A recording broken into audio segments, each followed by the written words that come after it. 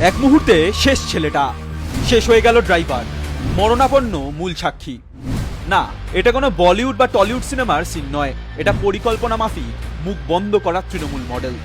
সন্দেশখালীতে নারকীয় কাণ্ডের সেই শাহজাহান, ইডির উপর হামলা করা সেই শাহজাহান, তার বিরুদ্ধে সাক্ষী দিতেই যাচ্ছিলেন ভোলা ঘোষ।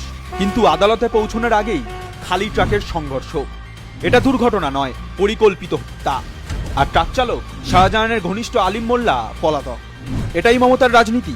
সাক্ষী হলেই মৃত্যু, সত্যি বললেই সড়কে ছিন্ন ভিন্ন দেহ, মুখ চিরতরে বন্ধ।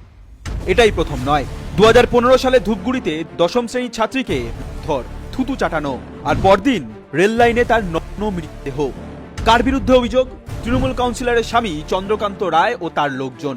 আর প্রধান সাক্ষী ধান খেতে মৃত অবস্থায় উদ্ধার। একই প্যাটার্ন, একই তৃণমূল ছত্রছায়া, একই সাক্ষী হত্যা রাজনীতি। দোষী শাহজাহান হোক বা হুমায়ুন বা অন্য কোনো তোলামুলি, মাননীয়ার চোখ বন্ধ, মুখ বন্ধ।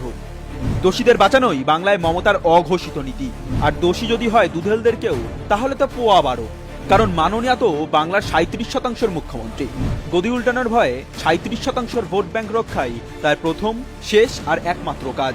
তাই বঙ্গবাসী সাবধান, যতদিন মমতা বন্দ্যোপাধ্যায় ক্ষমতায়, ততদিন শাহজাহানদের রাজত্বই চলবে এই বাংলায়।